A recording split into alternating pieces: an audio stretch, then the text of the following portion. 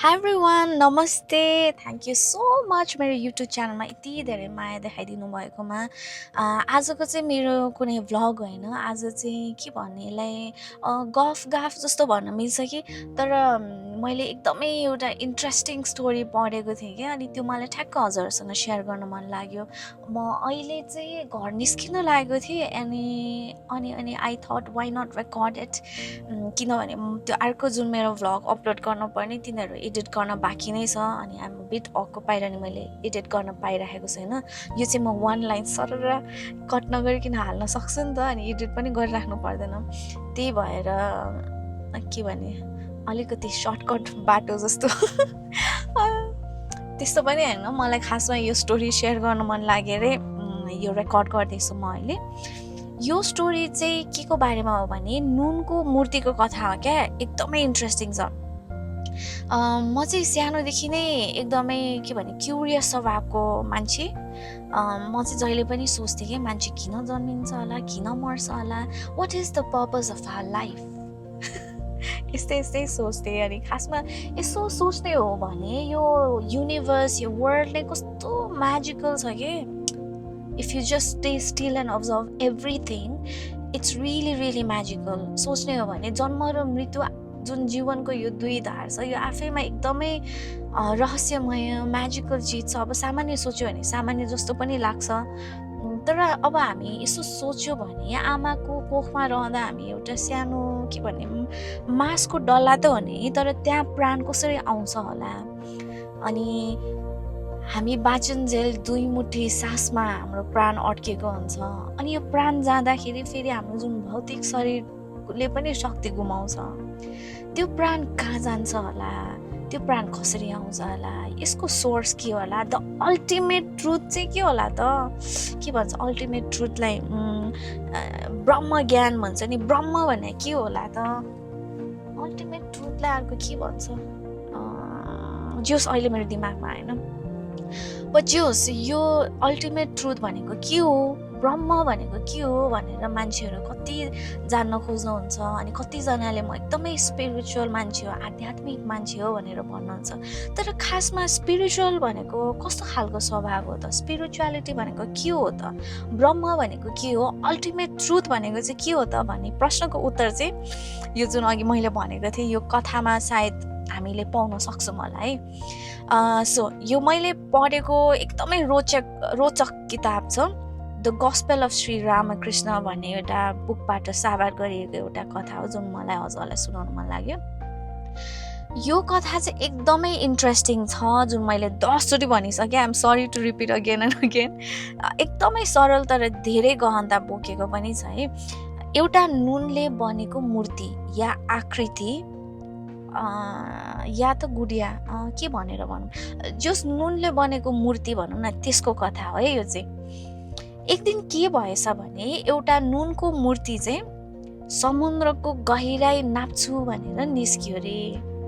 अब नुनको मूर्ति भनेपछि उसँग के थियो त? उसँग आकृति थियो, शेप, उसँग सीमा थियो, छुट्टै अस्तित्वको एउटा अभिमान पनि थियो.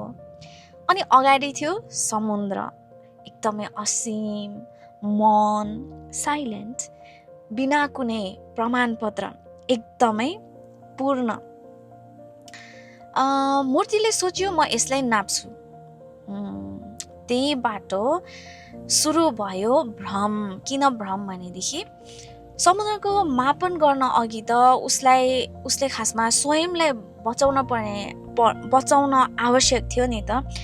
किनभने नुनले त जललाई छुएपछि उसको अस्तित्व गुमाउँछ नि त होइन. नुनले जललाई छुएर कसरी बच्न सक्छ? नुनको मूर्तिले पहिलो चरण समुद्रमा राख्ने बित्तिकै पहिले त के भयो भने उसको खुट्टा गल्न थाल्यो. त्यसपछि दोस्रो चरण पर्न साथ आकार जुन उसको शेपको उसको घमण्ड थियो उसलाई, त्यो उसको आकार टुट्न थाल्यो. अनि तेस्रो चरणमा त के भएछ भने तेस्रो चरणमा मापन गर्नेवाला र मापिनेवाला दुई रहेनन्, एक भए रे क्या. किनभने अब सल्ट उता डिजल्भ भयो नि त ओसनमा. अब के भयो त भने यहाँ भन्नेवाला को भयो त? अब जो चाहिँ समुद्र नापेर चाहिँ यति हुन्छ है भनेर जुन नुनको आकृति नाप्न हिँडेको थियो, त्यो नुनको आकृति नै समुद्रमा बिलाएपछि त यहाँ उत्तर दिनेवाला को, भन्नेवाला को, उत्तर कसले ल्याउँछ त अब? समुद्र कति गहिरो छ यो कसैले भन्नै सकेनन्, किनकि जसले यो भन्न सक्थ्यो त्यो स्वयं समुद्र नै भइगयो। यही ब्रह्म ज्ञानको सबभन्दा कठोर विरोधाभास हो। मनले ब्रह्मलाई जान्न खोज्छ, तर ब्रह्म कुनै दृश्य व्यक्ति होइन। त्यो त त्यो प्रकाश हो जुनमा मन स्वयं देखिन्छ। बुद्धिले त्यसलाई पकड्न चाहन्छ, तर बुद्धि पनि त्यही बाटो उठेको तरङ्ग हो। अहमले भन्छ मलाई अनुभव चाहियो, तर ब्रह्मको अनुभव अहमको उपलब्धि होइन, अहमको विसर्जन चाहिँ हो। त्यसैले शास्त्रले चाहिँ किनारासम्म ल्याउन सक्छ, गुरुहरूले चाहिँ मार्ग देखाउन सक्नुहुन्छ। साधनाले नुनको मूर्ति जसरी नै हामीलाई समुद्रको अगाडिसम्म चाहिँ उभ्याउन सक्छ।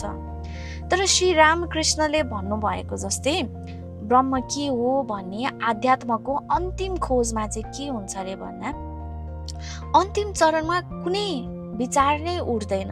अन्तिम चरण विचारलाई लिएर डुब्छ अरे। हामी सोध्छौँ ब्रह्म कस्तो छ, तर यो प्रश्न सोध्नेवाला को हो? यही नुनको मूर्ति हो, यही मापक हो, यही सीमा हो, यही भय हो। हामी समुद्र जान्न चाहन्छौँ, हामी समुद्र जानेर नि नुनको मूर्ति बन्न चाहन्छौँ, र यही नै असम्भव छ। ब्रह्म ज्ञानमा चाहिँ कुनै नयाँ कुरा प्राप्त हुने होइन, तर जे झुटो अलग उभेको हुन्छ त्यो गल्छ। अनि न मूर्ति रहन्छ, न माप रहन्छ, न फर्केर बताउनेवाला यात्री, केवल समुद्र। अनि त्यही मौन जसलाई अज्ञानीले रिक्तता सम्झिन्छ, ज्ञानीले भने त्यसलाई पूर्णता भन्छ। नुनको मूर्तिले म र ब्रह्म फरक हो भनेर सेपरेसन, लिमिटेसन्समा बिलिभ गर्यो, जबकि समुद्र र नुनको मूर्ति त एकै थियो।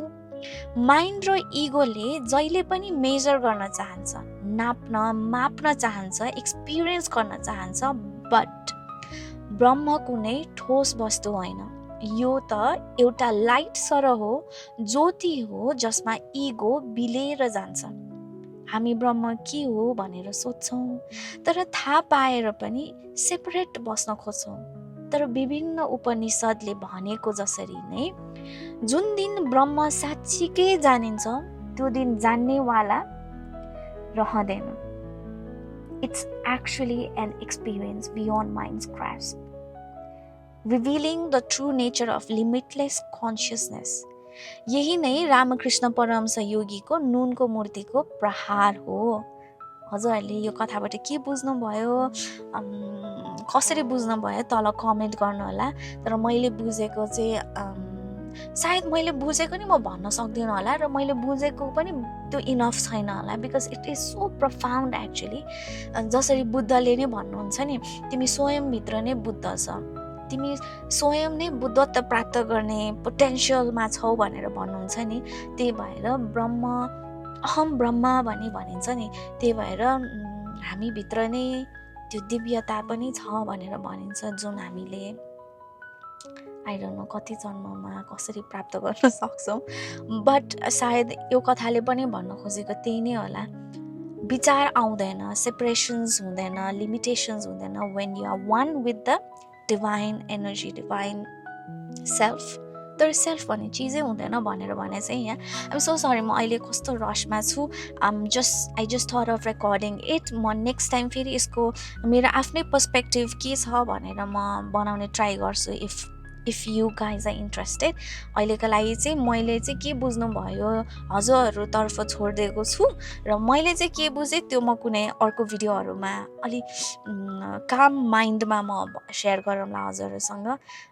हजुरलाई यो स्टोरी कस्तो लाग्यो कमेन्ट गर्नु होला, एन्ड कस्तो खालको भिडियोजहरू हजुरहरू अझै रुचाउनुहुन्छ त्यो पनि सजेस्ट गर्दै गर्नु होला। Thank you, bye bye, lots of love and God bless you every one.